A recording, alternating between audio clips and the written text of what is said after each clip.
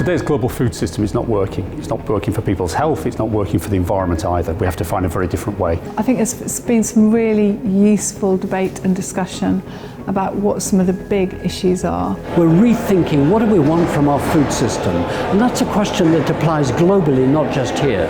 So having a conference like this where all of this gets put into really sharp focus and everyone is literally in a room is really valuable.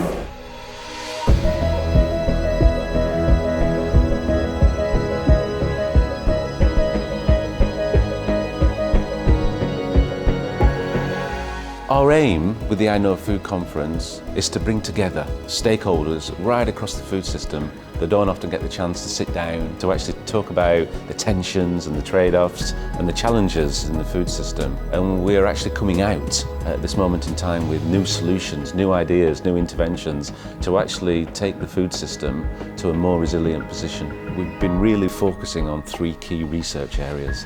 The one is how innovation and technology take-up is practiced with farmers to kind of scale up the social innovation process. When you enroll farmers in innovation processes, they tend to have a holistic view, so they automatically will look at different aspects of the farming system when they innovate. And they also see the social aspects in connection with the technical aspects, with the ecological aspects. So I think that in the end can also enhance farm resilience.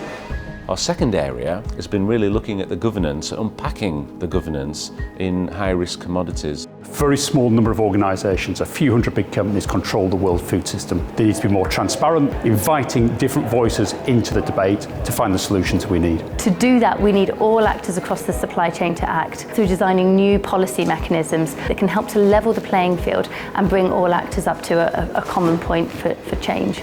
The third area is really unpacking how society shapes consumer behaviour. You've got charities, faith groups, international organisations, the United Nations saying that there are people in the UK going without food, and then you've got the government on the other end refusing to accept that that's happening, yet we can all see it being borne out in our communities. We have allowed the topic of food to become depoliticized, and a lot of the problems that we're seeing, both in terms of sustainability but also social problems, have come partly out of that. We really need to repoliticize food as a policy area.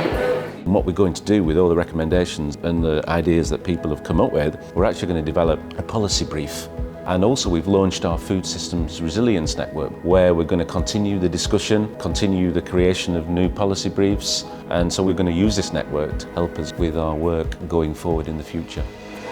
Britain is at a very strange but important moment, and the IKnowFood project has been really good at trying to think through what can we do in Britain to address problems which are global. I think bringing a diverse group of stakeholders together to feed into government thinking for the national food strategy is hugely important, so I think this has been a fantastic meeting.